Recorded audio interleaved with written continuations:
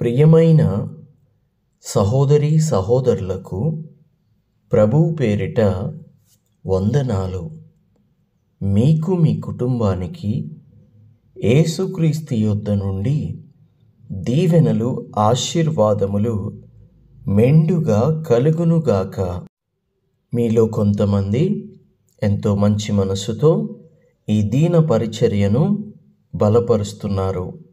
అందును బట్టి దేవుడు మిమ్మును మీ బిడ్డలను పరలోకపు ఆశీర్వాదాలతో పరలోకపు దీవెనలతో నింపునుగాక.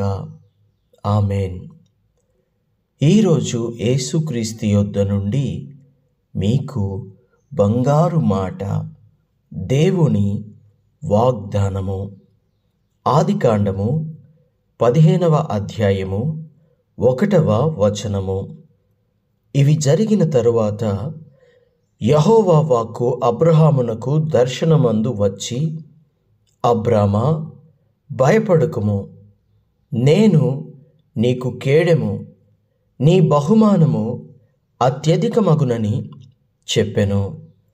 After those things the word of the lord come unto Abraham in a vision, saying, Fear not, Abraham, I am thy shield and the exceeding great reward. నీ బహుమానము అత్యధికము అగును అని దేవుడు అబ్రహాంతో మాట్లాడుతున్నాడు. ఈ వాక్యం వింటున్న నీకు కూడా దేవుడు అత్యధికమైన బహుమానమును ఇచ్చునుగాక. అబ్రహామును దేవుడు వాగ్దానముతో బలపరుస్తూ ఆదరిస్తూ ఉన్నాడు.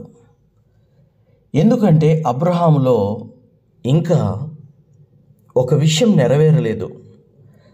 అన్ని ఆశీర్వాదాలు అబ్రహాముకున్నాయి, అన్ని దీవెనలు అబ్రహాముకున్నాయి.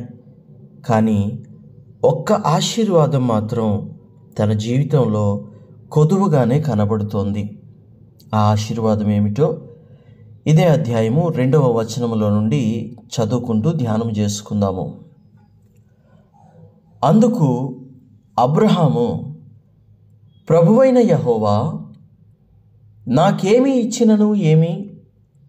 నేను సంతానము లేనివాడనై పోవుచున్నానే.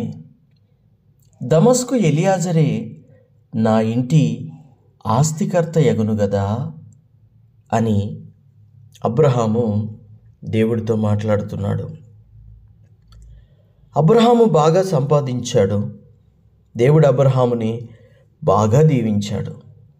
అతనికి వెండి ఉంది, బంగారము ఉంది, దాసులున్నారు, దాసీలున్నారు, గొర్రెల మందలు, మేకల మందలు, పశువుల మందలు, పనివాళ్ళు, దాసదాసీలు ఉన్నారు. కానీ లేనిదల్లా ఒక్క సంతానమే.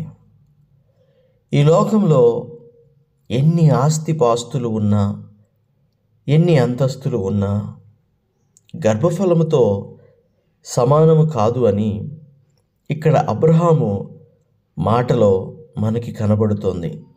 నేను ఎంత ఆశీర్వదించబడితేనేమిలే, సంతానము లేనివాడినైపోవచ్చున్నాను కదా అని బాధపడుతున్నాడు. తనకు ఎంతున్నప్పటికీ కూడా దాని వలన అబ్రహాము అంత సంతృప్తి కలిగి ఉన్నట్టుగా కనబడటం లేదు. అబ్రహాముకు కావలసింది ఆస్తి కాదు, కానీ తనకు కావలసింది వారసత్వము, లేదా తనకు కావలసింది ఒక గర్భఫలము అని తన మాటలో మనకు అర్థమవుతుంది. దేవునికి స్తోత్రం. 3వ వచనంలో ఇంకొక మాట మాట్లాడుతున్నాడు అబ్రహాము. నీవు నాకు సంతానం ఇయ్యలేదు గనుక నా పరివారంలో ఒకడు నాకు వారసుడగునని చెప్పగా, నువ్వు నాకు సంతానం ఇవ్వలేదు కదా ప్రభువా, నా దగ్గరున్న పని వాళ్ళల్లో ఎవడో ఒకడు నాకు వారసుడగుతాడు, నా ఆస్తికి ఆస్తికర్త అగుతాడు అని అసంతృప్తిగా తాను ఉండి ప్రభువుకి వినయంతోనే సమాధానం చెబుతున్నాడు. ఎప్పుడైతే ఆ మాట అబ్రహాము యెహోవాతో చెప్పాడో, వెంటనే దేవుడు మరలా మాట్లాడుతున్నాడు అబ్రహాముతో. యెహోవా వాక్యము అతని యొద్దకు వచ్చి, ఇతడు నీకు వారసుడు కాడు, నీ గర్భవాసమును పుట్టబోవుచున్నవాడు నీకు వారసుడగునని చెప్పెను. మరియు ఆయన వెలుపలికి అతనిని తీసుకొని వచ్చి, నీవు ఆకాశము వైపు తేరి చూచి నక్షత్రములను లెక్కించుటకు నీ చేతనైతే లెక్కించుమని చెప్పి, నీ సంతానము అలాగున అగునని చెప్పెను.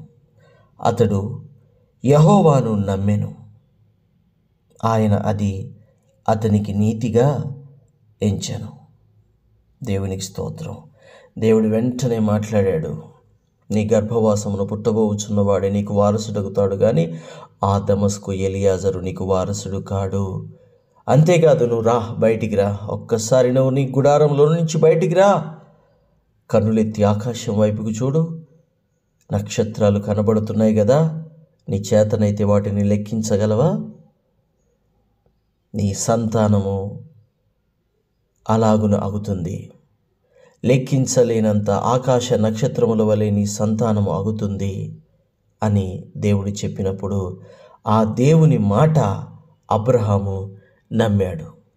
అప్పటికే అబ్రహాము వయసు 99 ఏండ్ల వయసు వచ్చేసింది.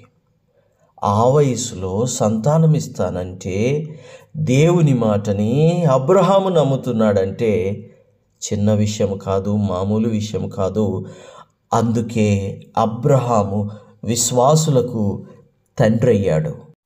దేవుని బిడ్డ, నీ జీవితంలో కూడా ప్రభువు నీకు ఏదో ఒక వాగ్దానం చేసి ఉంటాడు. నీ బిడ్డల విషయమో, నీ భర్త విషయమో, నీ భార్య విషయమో, నీ కుటుంబ విషయమో, నీ పిల్లల విషయమో, నీ తల్లిదండ్రుల విషయమో, నీ ఇంటి విషయమో, నీ స్థలము విషయమో, నీ పొలము విషయమో, నీ కేసు విషయమో, లేక నీ వివాహ విషయమో, లేక నీ గర్భఫల విషయమో, ఏదో ఒక విషయంలో ప్రభువు నీకు కూడా వాగ్దానం చేసి ఉంటాడు. అయితే అది ఆలస్యం అవుతూ ఉంటే నీ విశ్వాసాన్ని నువ్వు కోల్పోతున్నావా? నీ వ్యాపార విషయంలో ఒకవేళ దేవుడు వాగ్దానం చేసి ఉంటే, నీ ఉద్యోగ విషయంలో ఒకవేళ దేవుడు వాగ్దానం చేసి ఉంటే, నీ ఆశీర్వాదాల విషయంలో ఒకవేళ వాగ్దానం చేసి ఉంటే, నీ పదవి విషయంలో దేవుడు ఒకవేళ వాగ్దానం చేసి ఉంటే, అది లేట్ అవుతుందని, ఆలస్యం అవుతుందని నువ్వు ఒకవేళ కృంగిపోతూ అవిశ్వాసిగా మారిపోతున్నావా? అబ్రహాము జీవితంలో కూడా పిలిచిన తరువాత 24 ఏండ్ల వరకు సంతానము గురించి దేవుడు మాట్లాడలేదు. 24వ ఏట సంతానము గురించి దేవుడు మాట్లాడి 25వ ఏట సంతానాన్ని అబ్రహాముకు దేవుడు ఇచ్చాడు. ఇస్తాడో ఇవ్వడో, కానీ అబ్రహాం అయితే ముందు నమ్మాడు. ఆ మాటని నమ్మిన అతను సంవత్సరము తిరిగేసరికల్లా గర్భఫలాన్ని స్వతంత్రించుకున్నాడు. దేవునికి మహిమ కలుగునుగాక. దేవుని బిడ్డ, దేవుడు నీకు చేసిన వాగ్దానాలు కూడా నెరవేరుతాయి.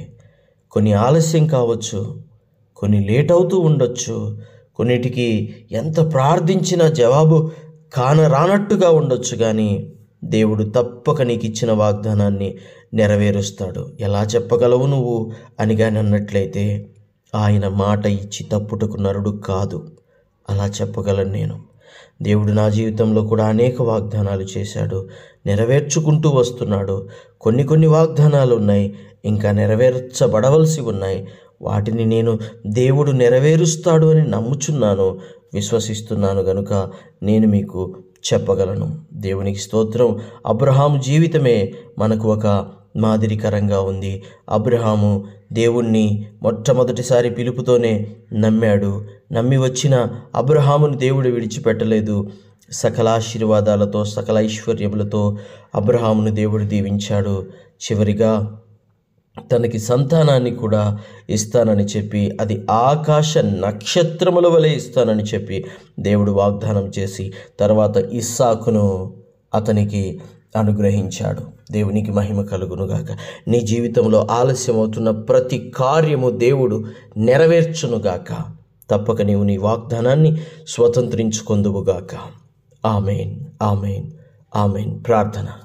తండ్రి మీకు వందనాలు దేవా, నీకు స్తోత్రాలు అయ్యా. ఎవరెవరైతే నమ్మకంతో విశ్వాసముతో తండ్రి నిన్ను నమ్ముచున్నారో వారికి నీవు చేసిన వాగ్దానములను ప్రభువా నెరవేర్చండి, బలపరచండి, కృప చూపండి తండ్రి. తప్పక వారికి ఇచ్చిన వాగ్దానాలు మీరు నెరవేరుస్తారని మేము నమ్ముచున్నాం, విశ్వసిస్తున్నాం తండ్రి. తప్పక నెరవేర్చి నీ నామాన్ని మీరే మహిమపరుచుకొని ఘనపరుచుకొనమని యేసుక్రీస్తు శ్రేష్టమైన నామములో ప్రార్థించుచున్నాము తండ్రి. Amen, amen, amen.